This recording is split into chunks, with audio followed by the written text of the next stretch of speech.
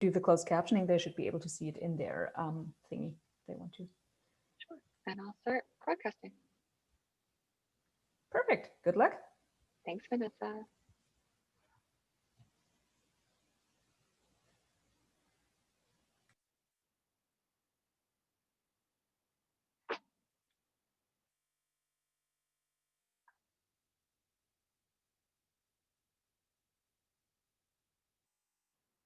Good afternoon, everyone, and welcome to the British Columbia Museums Association webinar. My name is Lorenda Calvert, and I will be your host for today. Today's webinar topic is Zoom 101, an introduction and tips and tricks for this video conferencing platform. And today's webinar will be presented by myself, Lorenda Calvert. I'm the BCMA Programs Coordinator. And here's just a photo for you. So that's me. I'm the programs coordinator with the BC Museums Association. If you are encountering any technical difficulties, you can message Vanessa at operations@museumsassn.bc.ca. Before we begin today, I'd like to acknowledge that as an organization of provincial scope, the BCMA recognizes that its members, today's presenters and attendees occupy the lands and territories of BC's Indigenous peoples. We ask all of you to reflect on the places where you reside and work and to respect the diversity of cultures and experiences that form its richness. So I'm joining you today from the traditional, ancestral, and unceded territories of the Musqueam and Squamish speaking people, or the Hunkaminam and Squamish speaking people in Vancouver on a very rainy day. And yeah, as I mentioned, this is me. I've been with the BCMA since March. Prior to joining the BCMA in March, I was not very familiar with Zoom. I had joined it for some phone meetings, but where I worked, there was a lot of restrictions on using platforms like video conferencing, so I was not able to join. So all of the stuff I'll be sharing you today is stuff that I've picked up over the past about 8.5 months. So for this webinar, you may notice that that you arrived muted and that you do not have your videos on. That's a way that Zoom sets up their webinars. So if you do have a question or need to make a comment or anything like that, you'll have to use the chat function. To use the chat function, if you just hover your mouse at the top or bottom of your screen, a taskbar should appear, and the chat is one of those buttons that you can use. So you would just click on that button and you would type your question or comment or query in the chat. If you can't find the chat, but you do find the button that says Q&A, you can also type in there and I can help you out with that. What else? Oh, in an effort to improve accessibility, there is a live transcription available. If you click on the Live on Otter AI Live Notes View Stream on the top left corner of this window, a separate website will open in your browser. I was with many things this year. This is a new service that we are testing, and we appreciate any feedback. Right, and yeah, if you, let's see. I saw something pop up in the chat. I'm just going to check that. Great, perfect timing for someone's AGM. That's fantastic. Usually for these webinars, I'm the one who's here for all the tech support. I'm not the one who's hosting, so I'll be doing double duty today, although I am joined from the BCMA. Vanessa's joining us today to assist with that. I want to start with showing you a few things about Zoom for meeting setup and things like that, and then we'll get into some of the meeting controls. So if you just bear with me, I'm going to stop sharing my screen. And I'm going to choose a new one. So this is an example of the Otter AI right there. And here's the Zoom. So this is the Zoom's webpage. Zoom is a video conferencing platform. Zoom can be accessed as a participant by calling in or by joining through a link that can be sent out via email. The link can provide you the opportunity to share your video and share audio if you're joining by a meeting. If you're calling in, you generally are not successful in sharing your video, although sometimes you can make that happen if you're using your smartphone. If you're calling from a desktop phone, you're obviously only joining by audio. So To use Zoom, as all of you have today, I believe everyone has joined from the computer. You had to have downloaded Zoom prior to joining us today or joining for any previous Zooms, meetings, or webinars that you've attended. That's standard for everyone who's going to be joining Zoom unless you're calling in. If you're calling in, you just use the phone number and the webinar passcode, and you don't need to download it. Again, that's the issues I was facing with my previous workplace where they weren't allowing us to download it, so I could only call in for meetings. For the BCMA, we have that information as information for webinars. When you register, it's a pop-up that comes up. If you are doing this with your community members, for your AGM, for your team, you may want to walk them through what downloading looks like. To do that, I've just typed in Zoom download, and it'll take you to the Zoom website, download center, and you would just click this beautiful button to download, and then they can start. If you have folks who missed that step, they didn't see that pop up, or they weren't able to join you to do that, when they join your meeting and they click the link that you have sent out, Zoom will automatically ask them to download. So they'll have to go through that process. It just means that if they're joining your webinar, your meeting right on time, they're going to be a little late because they have to download it, and Zoom will walk them through how to do that. So if you do have folks joining your meeting, webinar, AGM, anything like that, who are not super comfortable with the computer, you may want to walk them through the fact that a download is going to happen and how you click forward to do that. For my parents, they just did their Strata AGM, and I actually walked them through over the phone how to download it. And we were successful in the end, so that was great. So that was the first thing I wanted to show you folks. You can navigate to the download center on Zoom from that main page that we were at, which was just Zoom.us. But I often find Google the most successful at finding the thing I'm looking for, so I will Google the issue I'm having with Zoom. I wanted to talk about plans and pricing.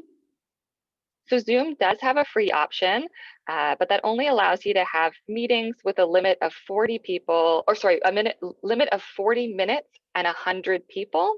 To have webinar access, there is a cost of $40 per month. And we'll go over the differences between a meeting and a webinar when we set those up today. So this is their plans and pricing. You take a look at what would work for you.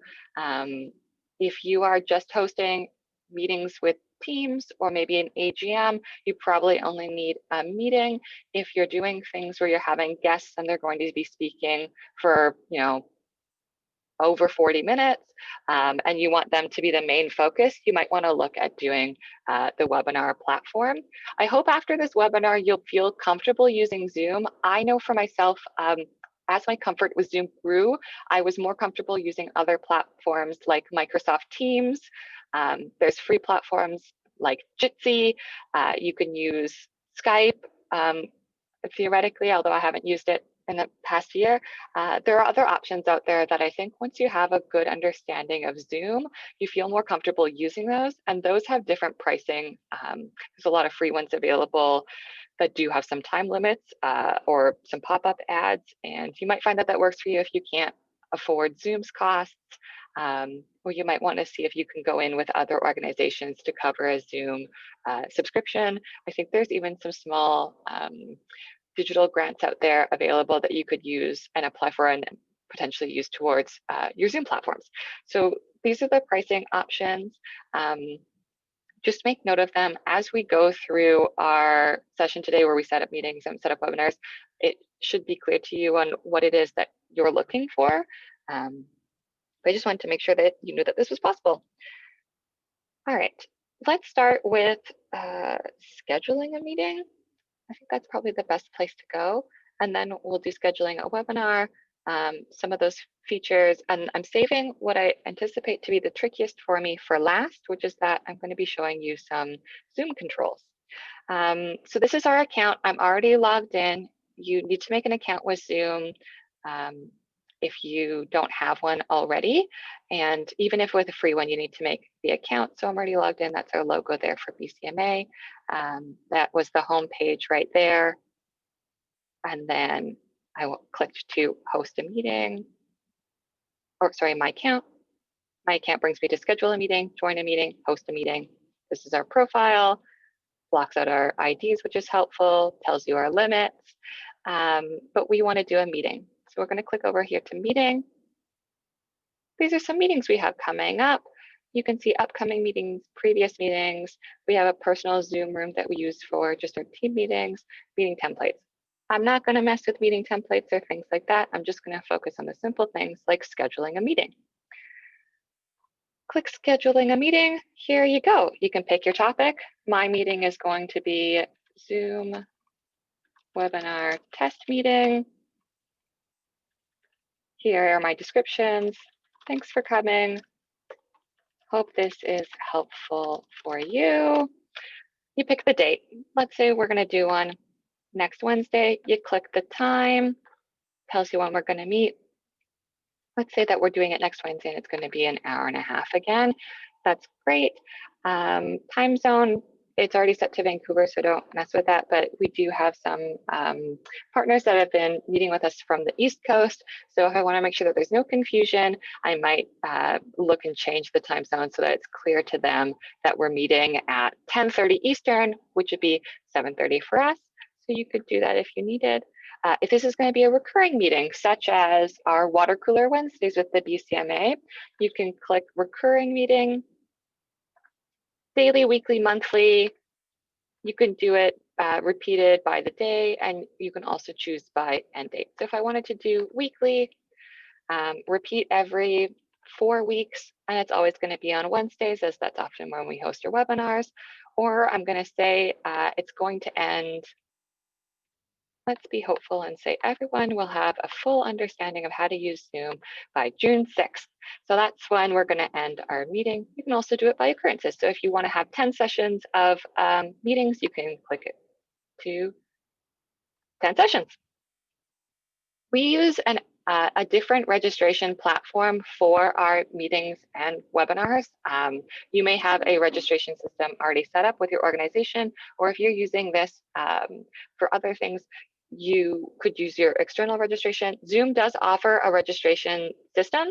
And if that's something you're interested in, do send me an email so that we can go over that. It's something I'm not completely familiar with, but it does give you that option. So I just wanted to show you that here. Now, we do have a passcode for our meetings. Zoom requires you to have one of these.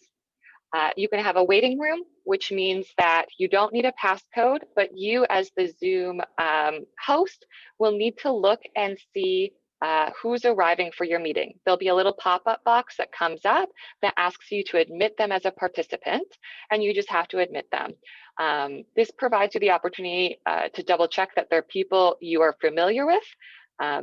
One issue is that when people set up their Zoom meetings, they may not clearly set up their name, or they might be using a different name than you're familiar with, and it might seem like you don't know them, so then you don't admit them, and then they can't join the meeting. That's why I go with the passcode for a lot of meetings. You can do both, where it's passcode and waiting room. With the passcode, if you register, or if I'm emailing you the link for Zoom, I'm emailing you the passcode as well, so that I know that the only people joining my meeting are the people that have received the link with the passcode. This came up in the news, you might have seen it a few months ago, with something called Zoom bombing. Zoom bombing is when folks who have nefarious plans get access to a Zoom link that might have been shared on Facebook or on Twitter, and then they join it, and their intent is to disrupt that meeting. So having a passcode or having a waiting room can assist with that. If you only have that waiting room and they still gain access to that link, say you posted it as an event on Facebook and you included the raw Zoom link right there on Facebook, someone might have found that and they might have joined. With the waiting room, you'll have to assess whether or not you know them, and then you can welcome them into your meeting. With a passcode, you don't have to worry about that. The downside, again, is that if you are looking for something that's open and available to everyone without registration, it's getting that passcode to them. So an example would be if you have a Facebook event that you want all community members to join, and it's free, and you want to get a really wide net of participants, having to manage how they're going to gain access to that is a little bit tricky. For us, we've explored ways as making people navigate continuously through different websites. So through our Water Cooler Wednesdays Facebook events, people have to click forward to our BCMA website and then click forward again to join Water Cooler Wednesdays. We haven't had any Zoom bombers join for Water Cooler Wednesdays, which is helpful. We do have the waiting room enabled, so I know most of the folks who are joining us now, and I do approve as they pop up. But just because if I had bad plans in mind, the fact that I have to click through so many things means that I'm probably not going to stick with it and move forward. So that's just my Zoom bombing suggestion for you. Back to our meeting, we have video. As the host, you can choose to have your video on or off, and for participant, you can choose to have the video on or off. This means that when they arrive, their video is not enabled. I think it's kind to keep participant video off when they arrive, just in case people are surprised by that. And then I walk them through how they can turn their video on and off throughout the meeting. And then for meeting controls, we also have allow participants to join anytime. So if they don't join right at 1 o'clock when your meeting starts, they can still join. So you want to make sure that's enabled. I also think it's helpful if you mute participants upon arrival in case they have noisy backgrounds. You can pre-assign breakout rooms if you're planning on doing breakout rooms for classroom education. You can enable the request permission to unmute participants. So that allows you to select if you want to unmute someone. And then you can do automatically record meeting. So automatically record meeting means that it's saved for you, and then you can save it to your computer. Today, I had to navigate and click through to start recording. And we'll cover that in the second half of the webinar when we look at Zoom controls. So if this is something like your AGM and you just want to make it easy on yourself, I would go in and include automatically record meeting for that session so that you don't have to worry about doing that when the meeting starts. For BCMA, we have a lot of meetings all day long with folks. Some of them, you don't really need them to be recorded, so we don't keep that automatically recorded. And if I wanted an alternate host, I could choose Vanessa, which is right there, and then I would save that. Oh, not a Zoom user in our Zoom account. Can't do that. I think our only user is our actual. Let me see if this works.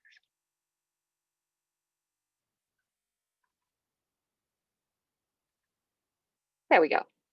So the only user we have is our actual BCMA account. So I made that the co-host, and now it's saved. So this is what the scheduled meeting looks like. We have our topic again, the description, our time. If I wanted to add this to my calendar, I can click right forward to add it to my calendar.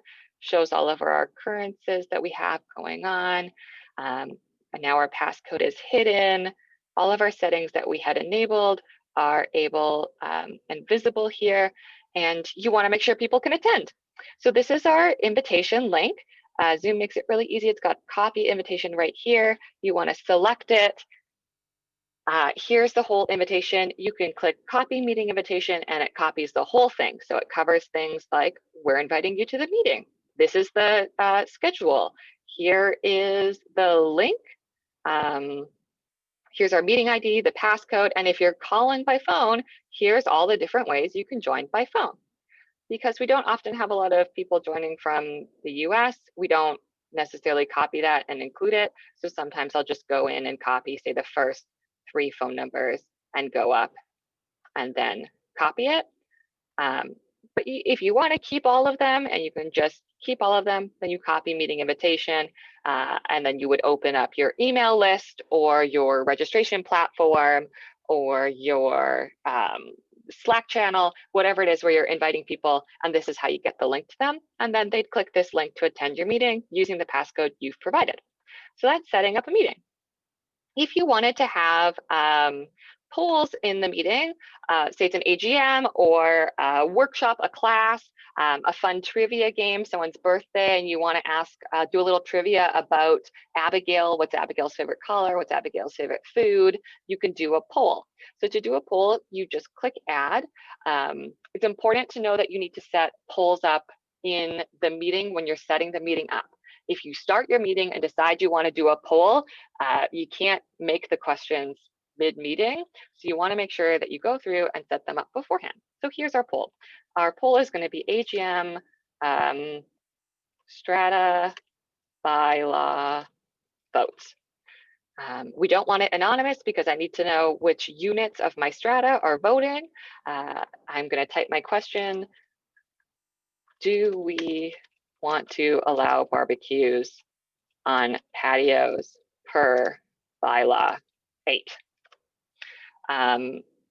Single choice answer, yes, no, I don't know. That's our poll. If you have more questions for your bylaws, for your AGM, for your trivia, click add a question. We're still under the poll of AGM strata bylaw votes, or this could be your Abigail birthday trivia, but now we're on question 2. Do we want to steam clean the carpets? And so on and so forth. And then you would click save, and it's not going to let me unless I populate that. And then we want to click save. And now when you have your meeting, your poll is already there, and you will click poll and it launches and folks can fill that poll out. If you need to edit it because you're adding questions, you can click edit.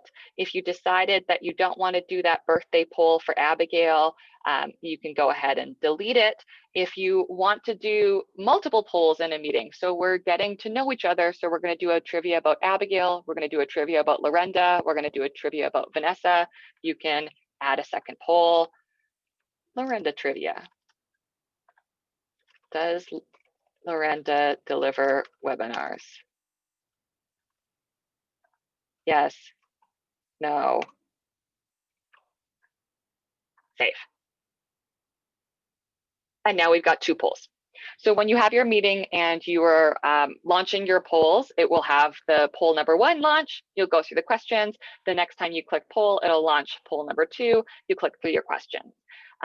If you were doing polls for AGMs or birthday trivias, or honestly anything we're covering here today, I always think having a meeting practice session with a colleague, a friend, a spouse, anyone like that is really, really helpful. For this webinar, I had about 4 practice sessions with folks, just trying to make sure that it would look as smooth as possible for you for some of the things that we'll be covering later. So I strongly encourage that. It gives you a sense on how to practice the poll questions, on what that looks like for them, what it looks like for you, and all those kinds of things. So that's something that I do suggest. So that's a meeting.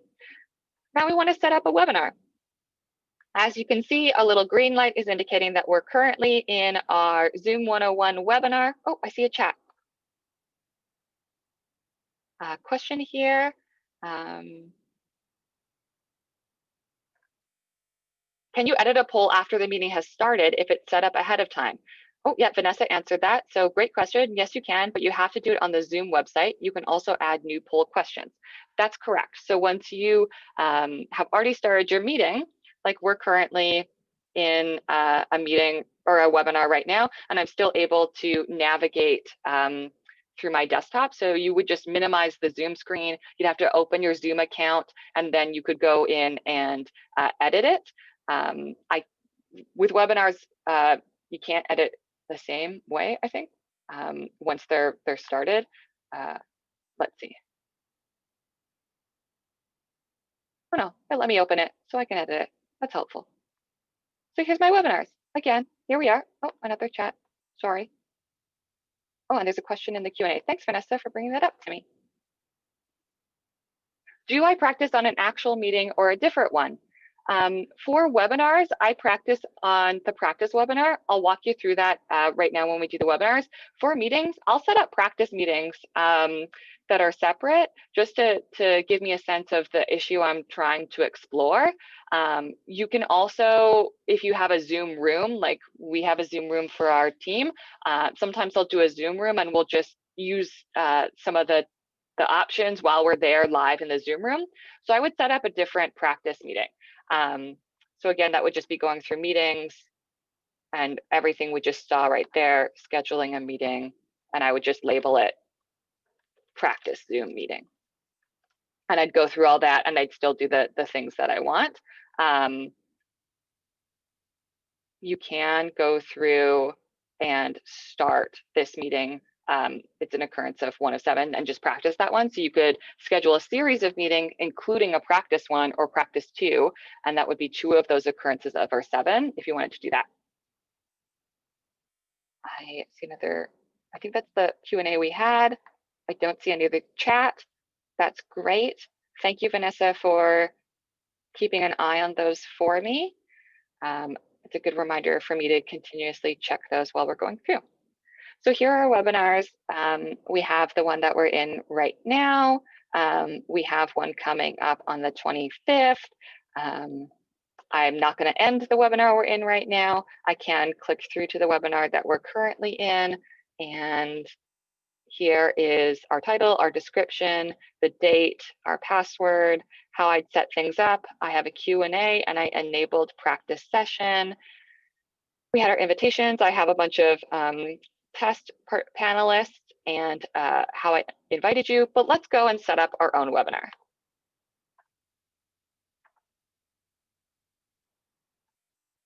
Schedule a webinar. So let's do Zoom 102, getting, or electric boogaloo.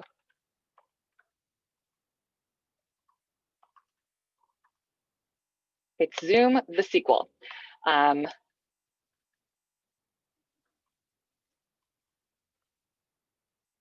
Again, we don't really use templates, but that's an option. We would pick our date. So maybe next Wednesday, we're going to have a Zoom 102. We're going to meet at noon again. We're going to say an hour and a half. It's not a recurring webinar, but if you had a series of, say, lecture series, you could do recurring webinars. Again, just like our meetings, you want lecture series to occur weekly. We want it to occur every Wednesday, and we want it to end after 3 lecture sections. Just like the meetings, you can do registration via Zoom, and you can click through that and navigate it. You can have a passcode. Again, I strongly encourage having a passcode. It just makes it a little bit more secure for what you're offering. Unlike the meetings, you broadcast a webinar if you have practice webinars enabled, and then you launch and people join then. With a meeting, once you start the meeting, people can start joining unless you do the waiting room. Our video settings, host on, panelist off. That's why you can't share your video right now, but why I could share mine. In theory, right now I just have my screen sharing going on. Audio, I want people to be able to hear if they are joining by phone. I want people to be able to hear if they are connecting by their computer, so I selected both. We want Q&A options for the webinar, and I want to enable a practice session. I always select enable a practice session because this allows you to start your webinar before it actually is going to begin. So today I joined and started the webinar at 11:30 just to give me some time with Vanessa to go over some of the issues I was working through. And it lets me start the webinar without broadcasting it. So you aren't able to join until noon when I broadcasted the webinar. If you don't enable practice session, as soon as I start the webinar, anyone who has the webinar link can join us. This happened for one of the webinars that we did.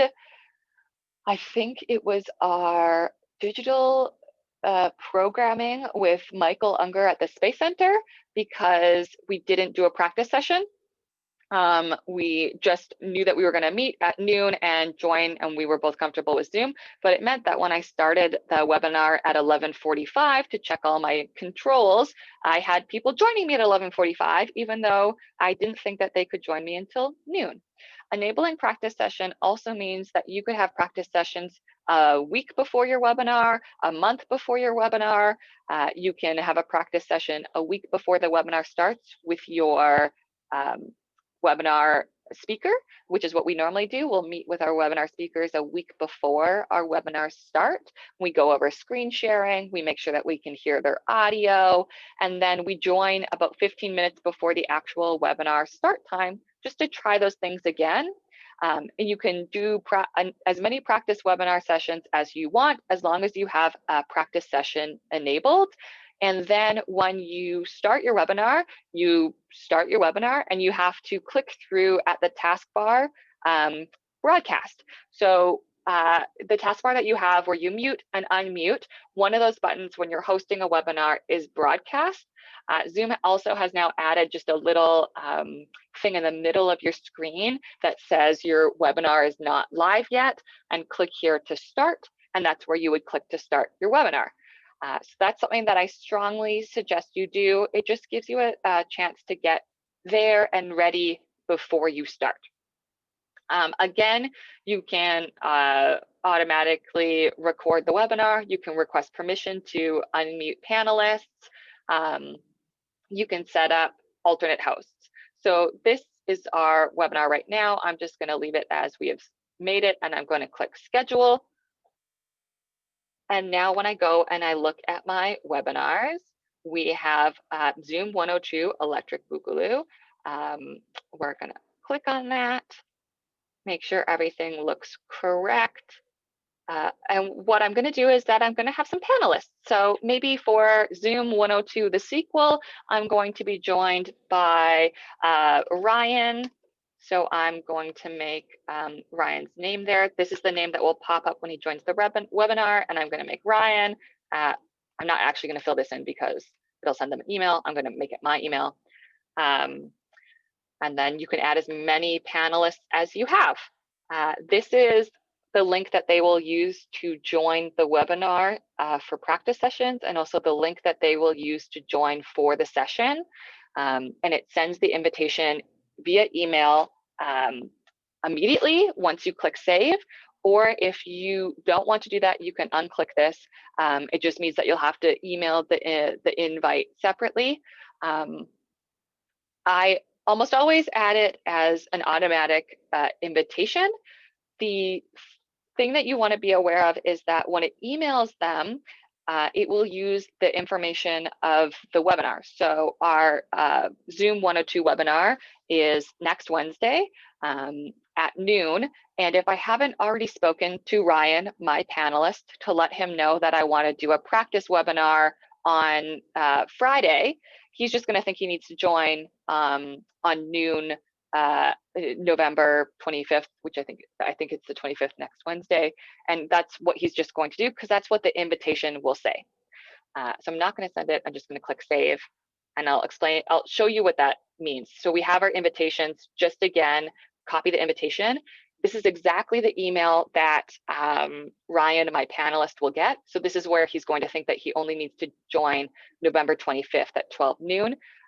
We've had some confusion with folks when we've told them before that we are going to do a practice session, that you'll get an email from Zoom in your inbox about the practice session, and that's the link you're going to use, because when they get that invitation, it says November 25th. So even if I told Ryan over the phone or through email that our practice session will be Friday, there could just be confusion when they get the invite that says the 25th.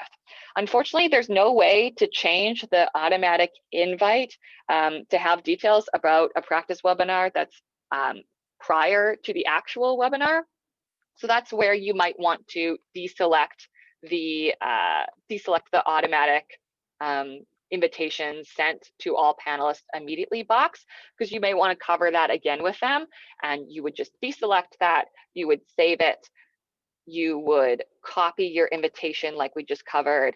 You would copy the link and the password and you would integrate that into your email saying, "Dear Ryan, our practice webinar is scheduled for Friday. Here is the link you will use for the practice webinar, and also the link that you will use for our webinar November 25th at 12 noon. Here is the link and the password, and if you need to call in, here are the details to call in." We preset this up in our settings to include our address. You don't need to do that if it's too much for you, so don't worry about that, but that's why that says that there. We have email settings, so that's the email, confirmation email, all of these things. I find it easier just to copy and paste the invitation and send it out via my email or a registration platform. You can have polls, again, just like we did for meetings. Exit out of that. You can have Q&A. These are Q&A settings. So if we want to edit our Q&A settings, we can allow anonymous questions. We can upvote questions and have people as attendees vote for which question you want to have answered first. And we can have it enabled where attendees can comment on the questions that are being posted. This is really helpful if you're expecting a large number of people coming out. Say you're going to have a webinar with over or like 100 folks coming out, and you only have a very short Q&A period. You might want to enable this, so that folks could upvote which questions they want answered first, or which questions they think are most pressing. So it's a really neat feature if you're doing a lot of webinars. If you're doing an AGM, I wouldn't suggest using a webinar. And then there's more options. So you have things like when the webinar has reached capacity, you can remind them to check out our live stream. So this isn't something that we have enabled before, but I know that we've had a few webinars in the past where we had more than 100 people register, and we've live streamed to Facebook. So having this enabled means that folks would get a notification when they tried to join, but we are already at capacity, that they could go and watch our live stream that we are having on Facebook. So this isn't something that we've done before, but I think is something that we should explore going further if we anticipate having webinars that are more than 100 people in registration, because our account only allows 100 people to attend our webinars. You can pay for premium accounts where you can have, I think, 500 people attend your webinar, but again, that's another cost that you'd have to factor in. Live streaming to Facebook is possible, and you can also live stream to YouTube. So if you pre-communicate to folks, like through our registration, we pre-communicate on how they could access our Facebook by including a link to our Facebook page, then you can send them that way. I saw someone pop up in the chat, so let me just check that. Can you live stream to Facebook and YouTube at the same time? I believe you can. I believe you can send to both. You just have to enable both live streams. So you'll have to go in, launch your webinar, enable live stream to Facebook, click through all those things, enable live stream to YouTube, click through all those things, and then it will be up. I'm hoping to cover live streaming in the second portion of our webinar today, and I hope it'll be smooth for you to see it, so we can take a look at that together. Now, that's setting up meetings and that's setting up webinars. I'm just going to give us a pause. I'm going to take a sip of water. If anyone wants to pop a question in the Q&A or a question in the chat, so that we can answer any questions you have about scheduling meetings and scheduling webinars.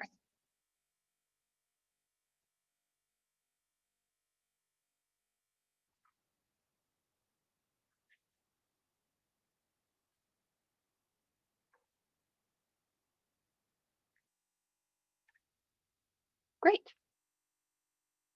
So one of the questions we got through the Q&A is about our Otter AI live transcription service. That's a fantastic question. It's a live stream. That's how we've set it up because it's not offered through Zoom. Zoom does offer closed captioning as a function. However, you have to assign someone to type it out manually, which is why we've been exploring other options such as the Otter AI, which is an AI. It listens and it creates it as we're going. So yeah, to set that up, I can hopefully cover that in the second portion when I'm showing you my controls. We can explore that then. Oh, and someone just posted in the chat that Web Captioner is a great option for free closed captioning, but it's a bit challenging. And thank you, Nicole, for linking that. Great. So I mentioned a few times, it depends on what you want to do for your meeting, on which one you're going to choose. We just did our Strata AGM and they set it up as a meeting. As a meeting, it means that you can share your videos, you can unmute yourself so that you can ask verbal questions, you can do the polls really easily. It's nice to see everyone's faces. That's what we use for our Water Cooler Wednesdays.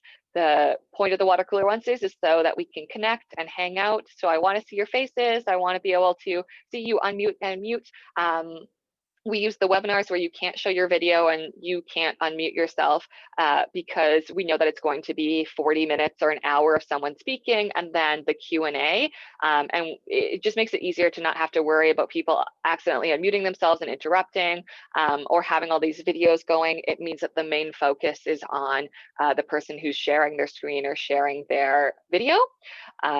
So those are my assessments of them.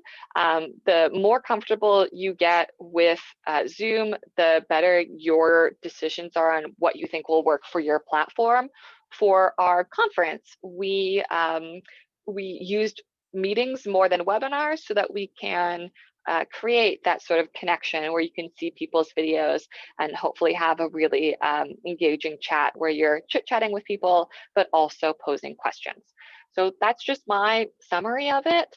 I just wanted to show you those ones. If you are recording to your computer, you can do cloud recordings or recordings to your computer. These are where the recordings are stored via Zoom. And there's lots of settings. So for our waiting room, you can place them in a waiting room and you can customize the waiting room. For our conference, we had a customized banner that said, "Welcome to the BCMA conference." Now we just have this one.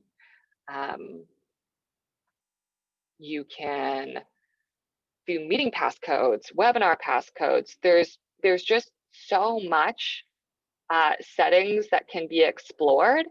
And this is where I feel like it can be a little overwhelming. So I often will type into Zoom or Google Zoom close captioning and let Google guide me to what I'm looking for. So right here, support.zoom.us. So I know this is the Zoom's website, managing and viewing closed captioning help center. I'm going to click here. They have a super handy little YouTube video and they'll walk me through everything. So like I said in the beginning of the webinar, I'm a new Zoom user. I wasn't hosting webinars and meetings prior to joining the BCMA and prior to the pandemic happening, but now I am on an almost weekly basis. And when I've encountered problems or things that I don't know or haven't experienced before, I usually just go to the Zoom support center and see what they can tell me. I really appreciate that they make YouTube videos because that helps me. I'm a very visual learner. I haven't joined meetings via an iPad before. I joined today with my iPad. It's one of the panelists at the top so that I could see what it looks like as an iPad user. But the Zoom help section is really, really helpful. And yeah, just typing into Google, I mean, this is my taskbar here, but you can also just go straight to Google and type in, you know, Zoom poll setup and polling for meetings. And then it takes you through. The Zoom Help Center also has a lot of things for training, joining a meeting, recording a meeting. We're going to hopefully successfully cover some of those things now in the second half. But watching the videos are really, really helpful. And having your Zoom window open or having your Zoom practice partner with you and walking through it makes it a lot easier. There's just a question in the Q&A. Can you customize settings per meeting, or are they general and will apply to each meeting as scheduled? You can, generally it's each meeting as scheduled because you're setting up the settings for your like all meeting settings. But if you can set up just your meetings just for our Zoom webinar test one. So we can edit this occurrence or edit all occurrences and go back, and these are the settings we have available. Sorry, I'm sure that was not nice to look at as I was doing that. And then these are all the settings we have enabled for this particular meeting. If you want to manage more things like digital signage content for all meetings, you're going to want to go to admin over here and click through what those things look like. So sometimes I find their titles not to be very clear. I'm going to look at group management, nothing there. Users, doesn't help me there. Room management, I guess I want to explore Zoom rooms, tells me about my Zoom rooms. Account management, my webinar settings, banners, logos, calendars.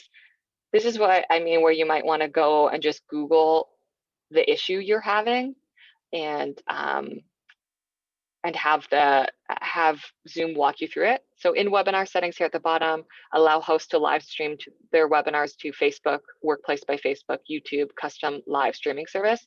Our custom live streaming service is where we've set up the Otter AI. So that's what that one is there for. Claire, who asked, you'll have to go through those settings. And then you have more settings. So this is settings for all of the meetings, which is the question that Holly asked. So that's this setting tab here without going into admin. So that's the waiting rooms for all meetings, meeting passcodes. What's a good one?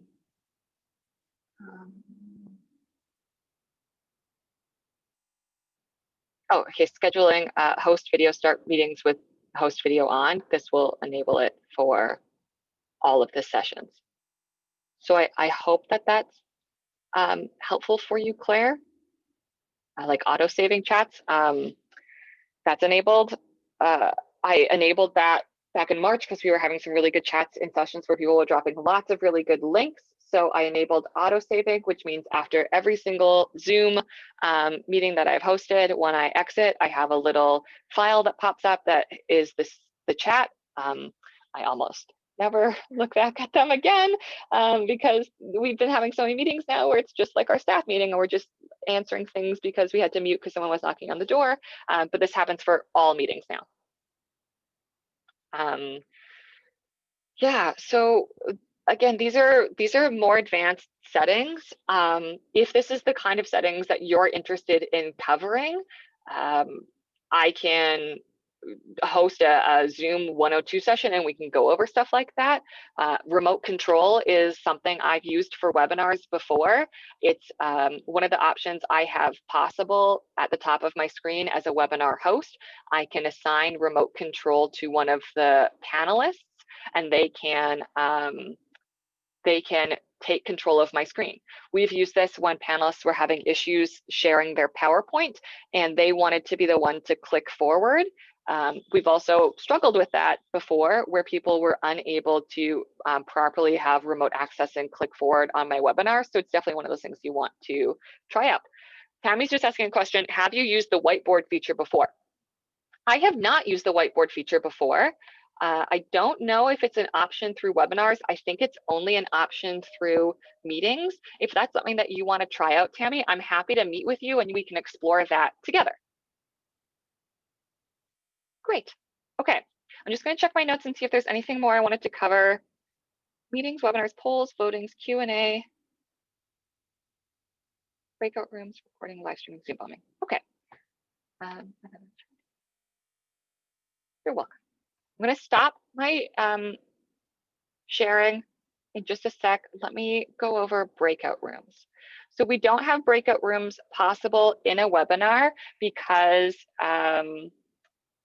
that's where we are right now. So I can't show you personally live what breakout rooms look like, but if we were in a meeting and I was a host, breakout rooms would be one of the options I have with my taskbar. So when I say taskbar, that's the bar you have where you can post in the chat or the Q&A. It's also where I have mute or unmute. It's where I have my start my video. It's where I have my polls. So I can actually, maybe I can set up a poll for our webinar right now. So when you're in a meeting, that gives you a breakout room. When you do breakout rooms, you can break them out randomly. So you would select breakout rooms while still hosting your webinar. You can be still chatting, or someone can still be talking, and you can be setting up the breakout rooms. And you can say, I want 3 breakout rooms of 5 people, and they will randomly make that when you launch the breakout rooms. So there'll be a little button on the bottom of the pop-out that says start or launch. And then automatically the participants in your meeting will be sent to their breakout rooms. They can leave the breakout room and rejoin you in the main room. So that's something that you can let them know. They may not know that. You can select and automatically send folks into a breakout room, that you want them to be in. We just relaunched our mentorship program, and that was one of the things we covered was pairing people in a meeting that we hosted, and I opened up my breakout rooms and I assigned all of the mentees and mentors that I had there to their own individual breakout rooms so that they can chat. So you can also go through and manually select who you want where. I'm just going to set up a poll for our webinar live, and then we'll move to the tricky part. Tricky for me, hopefully not for you.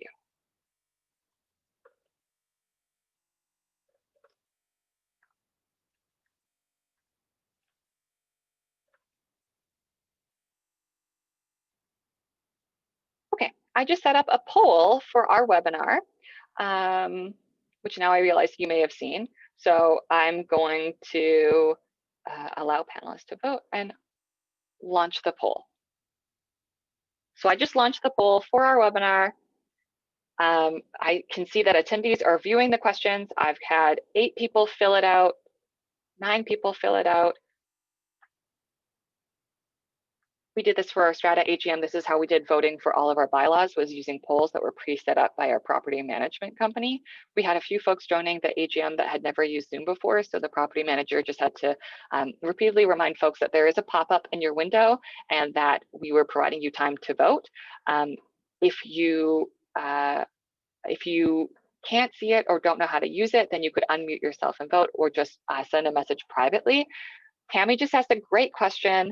How do polls work for phone participants? That's a really good question, and I actually have no idea. And that's something that we should check out and see what it's like for phone people.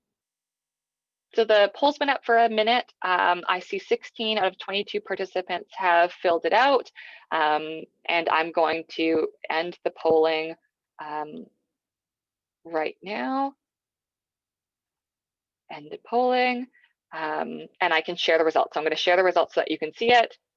There's the results. I'm so happy to hear that this was helpful, and I hope that I can help support the one unknown person.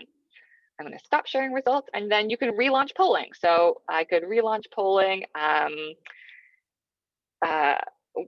an option for the next one. So continue, same question comes up. If you would set up 2 questions, this would be or a second poll, excuse me. If you would set up poll 1 with 5 questions, and this is poll 2 with 5 questions, this would be poll 2, but I only set up the 1. So there's that. Well, I just saw a question in the chat, so give me 1 second to check. Are the poll answers recorded? Yes, I hope that you can still see this on your screens. So this is the poll that I made. Oh, where did it go?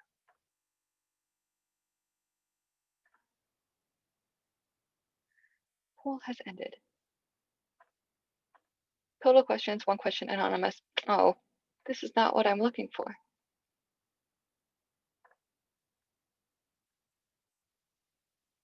They are recorded, and I think this is a good example of my exploration of Zoom and not fully knowing where to get the information that I want. Who asked the question? Melissa. Yes, they are recorded. As you can see in the chat, Vanessa says you can download them from your polling reports.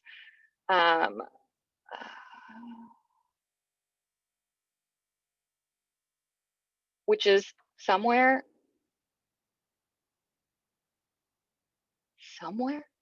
I'm gonna see if Vanessa can answer that in the chat for you, because I know that you can see that. I just don't want to have a whole bunch of silent air while I'm navigating through that and trying to find it. But you can access them. Reports is at the, oh, thank you.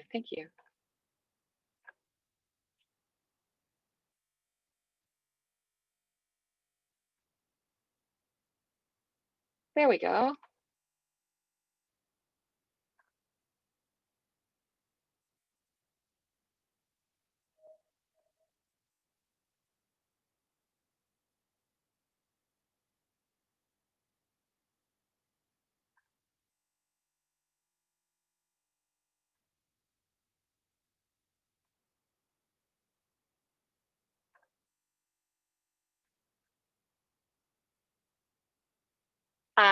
So yeah, it's through reports, and Vanessa's telling me to close my polling pop-up, but I have closed it on mine, and that's the issue of my double screen.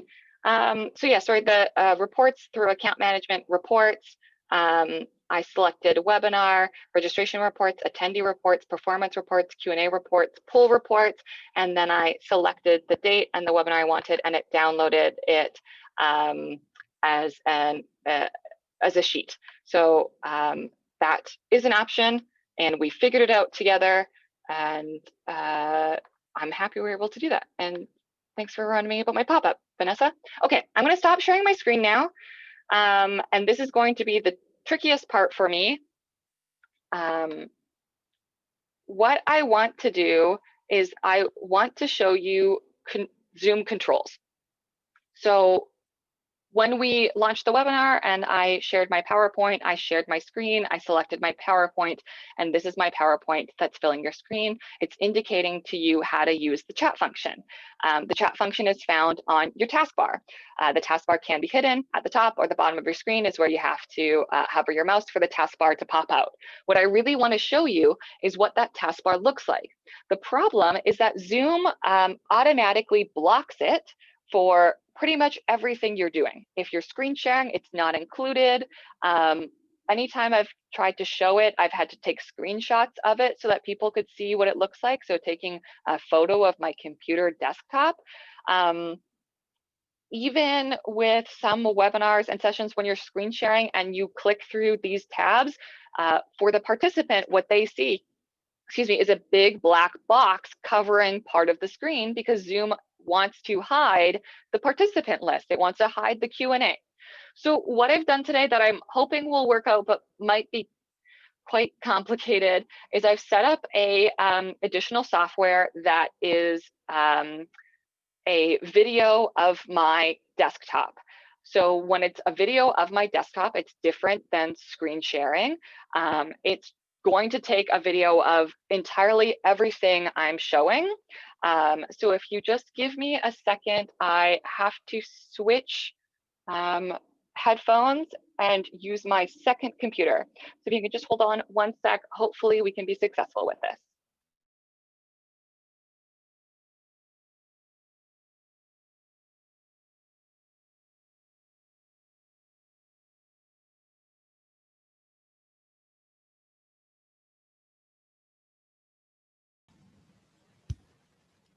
So now I'm chatting to you from my desktop.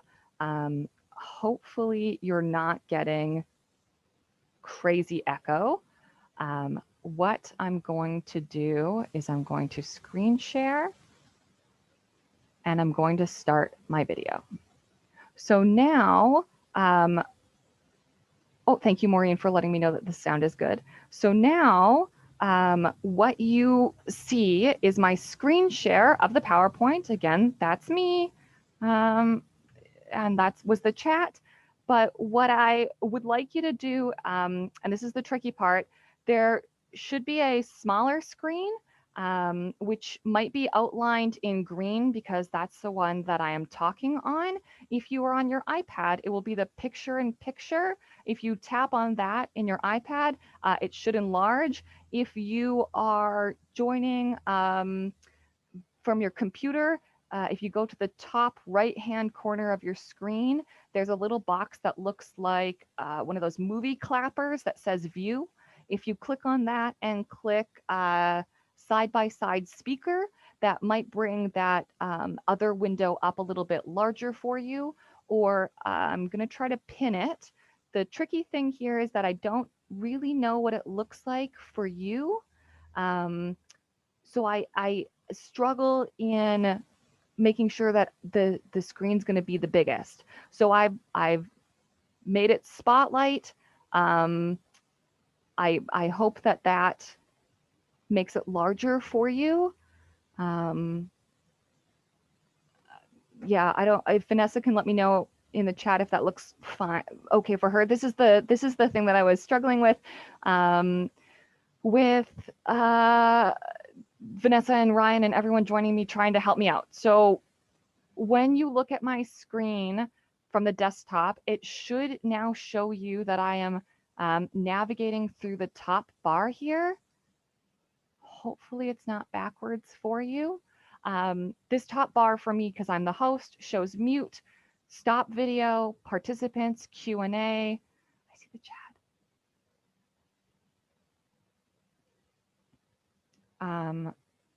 Remote control, pause, share. So I have to share my screen because if I don't, I get this weird mirror tunnel, which is one of the issues I was trying to solve. That's why I have the PowerPoint in the background here. And I have my video running instead of non-video, even though you can't see my face, because that's the video of my desktop. Vanessa's suggestion is to pull on the two vertical bars between both windows to enlarge the one on the right. So hopefully that helps for you if you're joining from your desktop. Again, this is one of the things that is really hard to get past because Zoom just doesn't want to show you these functions because you're a participant. And this is where it might help to go and look at some of those videos because you may be able to see it better than here. But what I wanted to show you is that you have the function of muting. There's an arrow next to the microphone that gives you all of the options that you can choose for your microphone. It also gives the options you can choose for your speaker. There's the video options, which allows you to choose which video you want to select. You can use the arrow to click down to choose things like your virtual background or to toggle through video settings. When you click the video settings, you can choose to mirror your video, to touch up your appearance, allow for low light, hide non-video participants, maximum number of people displayed in gallery view. This is also where you can have accessibility. So IM chat received, you can toggle through the size of the closed captioning, chat display size if you need that bigger or smaller. You can also go through the participants. So I have my panelists listed here. I'm going to close out of the video window. I have the panelists listed here. This is my desktop, which I'm connecting to you from now. I have the iPad, which I wanted to know what it looked like from an iPad user's view. I have Vanessa as my co-panelist to help me today. And then that's my work laptop, which is where I was just speaking to you from before. I have my attendees. I'm not going to click on that just for privacy. but that's all of the list of attendees. If I wanted to, I could ask to unmute my iPad. I can also click more, and I can stop my iPad's video. I can, which I just did now, I can withdraw co-host permissions, and I can rename my iPad. I can also do that for attendees. There's things that you can navigate through. I'm just going to click through. Thank you, Vanessa and Ryan, for helping in the chat there. The Q&A here is the questions, the answered. I can dismiss questions if I feel like they've been asked multiple times. I can answer live. I can type the answer. This was the polls. I can share the results, relaunch them again. This is sharing screen. So I can choose a new share, which could be my desktop screen. And that's what my desktop screen would look like. I could choose this one here. Gives you some options. I hope that is clear on yours, that it lets you toggle through which ones you want that are open. If you are sharing video or audio, there are buttons to enable at the bottom. So if you are sharing a video clip, or if you are sharing just music, you want to click these boxes here to share computer sound and optimize screen sharing for video clip. Often if you were screen sharing a video and it didn't work out right, it's because you didn't select these boxes. There's also advanced. So you could share a portion of your screen. If you only wanted to show a window, you can also share only music or sound. That's, if you wanted to play Spotify in the background, you could do that. So I'm not going to share today, just because I feel like that's going to mess up the very delicate system we have here with my weird computer video. There's the remote control I talked about. That's one of the tabs here. And there's also this more button. So the more button is the one that holds all of the fun stuff. That's where the chat is for me. It's where my button to record on the computer is. It's where my button for closed captioning is. It's where I would stop the live stream. It's where I would copy a live stream link, share computer sound. So I see things coming through the chat. Yeah, I'm so sorry that it's blurry. It's, again, not the solution I wanted, because Zoom makes it really hard to do it. I'm going to stop the live stream, which is our AI, and I want to show you that there is an option now. You can live stream on Facebook, live stream on YouTube. So let's just do a live stream on Facebook so that you can see what that looks like. You want to set up your live stream before you launch your webinar or before your meeting participants join, because it takes you to Facebook, where you need to log in. You get to see my very old login from when I was a young child making my Facebook. I think that's my password. I'm not sure. It is my password. Great. So you want to choose where you want to post your live video. This is the pop-up that's come up from Facebook. So you can choose to share on your personal Facebook, which is my automatic option because I'm using my personal Facebook, or because I want to share to BCMA, I need to share on a page you manage, which is one of the top drop-down options here. The pages that come up are BC Museums Association. Yes, it asks who I want to post as. I could post as BCMA, or I could post as myself. I want to post as BCMA. So then the next option is clicking next. Now it's preparing the live stream for preview. So this is Zoom speaking to Facebook live on how to connect those two.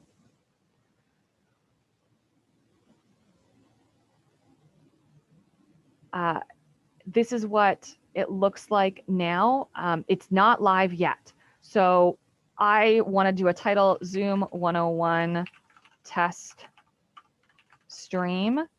I want to, I don't need to do any of this. I'm not doing any gaming. I'm not going to do any audience settings right now.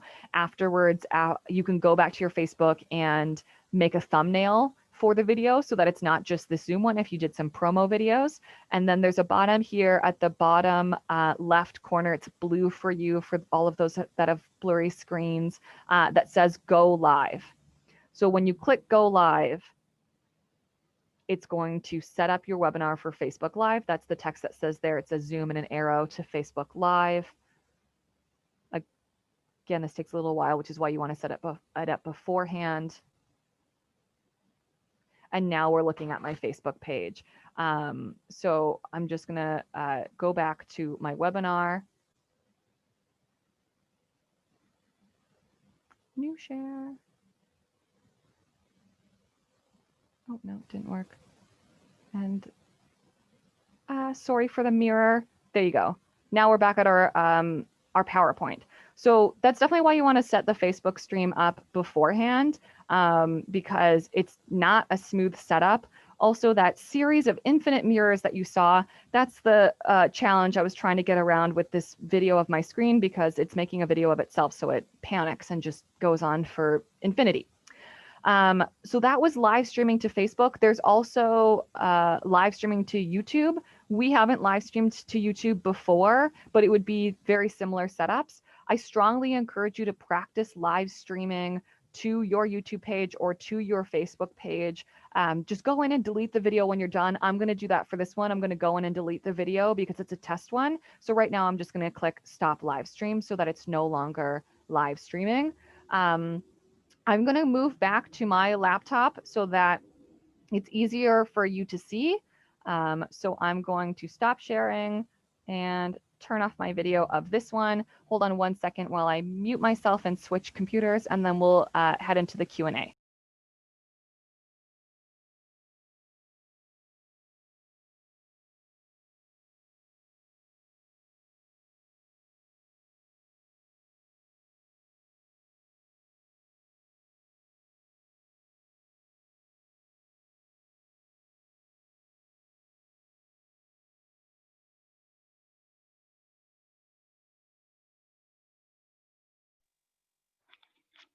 So I'm back from switching computers. I'm going to share my screen. So hopefully that is filling your screen now.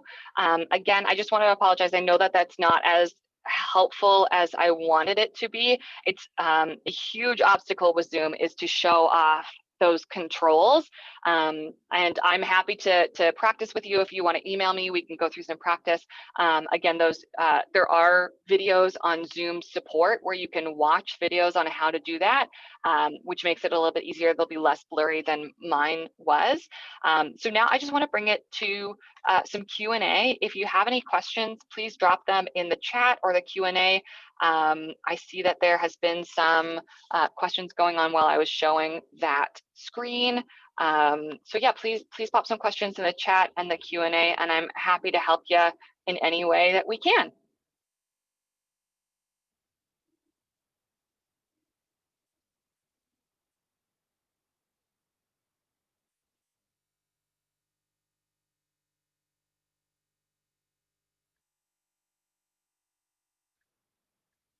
Okay.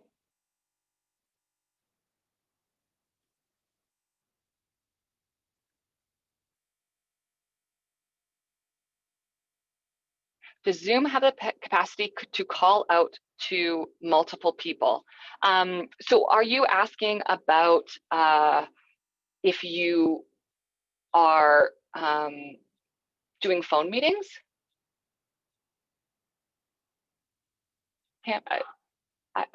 I'm gonna, if that's the question, then yes.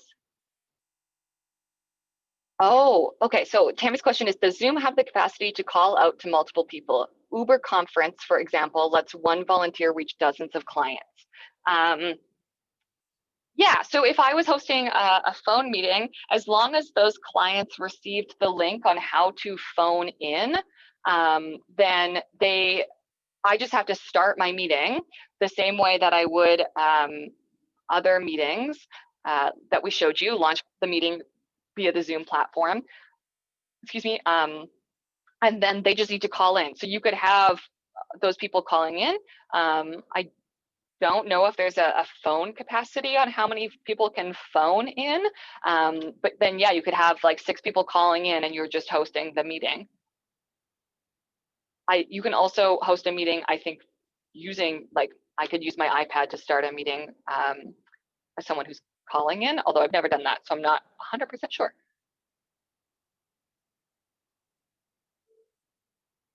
But your question, all the attendees need to do is pick up the phone. The attendees need to call in. So the attendees can't be the ones just answering the phone. They would have to use that phone number to attend the meeting.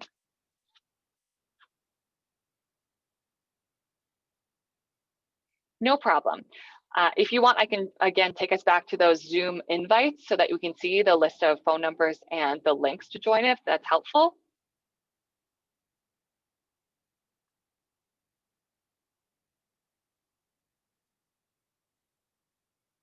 Nope, that's okay, great. So if there's any other questions out there, you can use the chat to post the questions or the Q&A. If you're unsure of where the chat or Q&A are, you just need to hover your mouse at the top or bottom of your screen and that taskbar should pop up.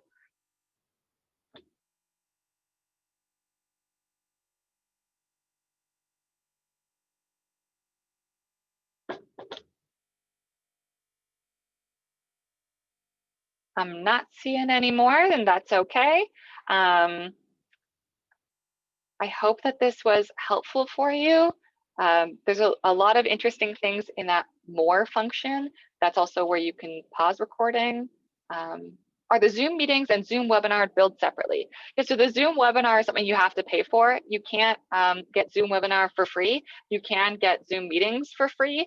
Zoom webinars are part of the paid function. So you could host a meeting, which is where people are able to show their videos. And you only get 40 minutes for free though. So you'd have to make sure that you're done within the 40-minute setting. If you want a meeting that's longer than 40 minutes, Zoom will kick you out. So you can try to back-to-back a series of the free sessions if you really need to get around that, or you'll have to pay for it. And yeah, there's, I think that's Vanessa in the chat, saying webinars can be an add-on to your account. Oh, Hilda, I'm so happy you found it very helpful. I would love to know, and for every participant here today, what specifically you'd like help exploring. So if you want to send me an email, my email is programs@museumsassn.bc.ca, or use the survey that comes out after this webinar. I'm happy to show you what I can and what I know about Zoom. I just want to know specifically what you're looking for, because this was just my overview of what I thought would be most helpful for folks.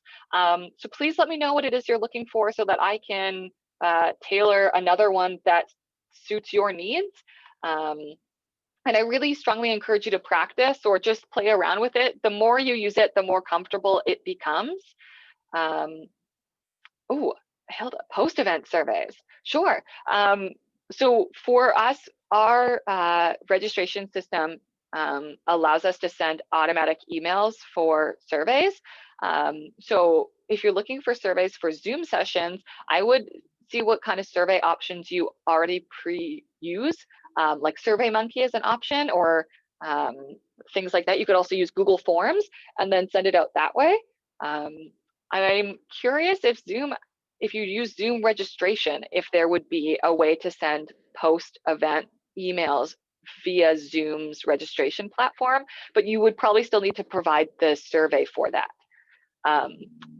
Yeah.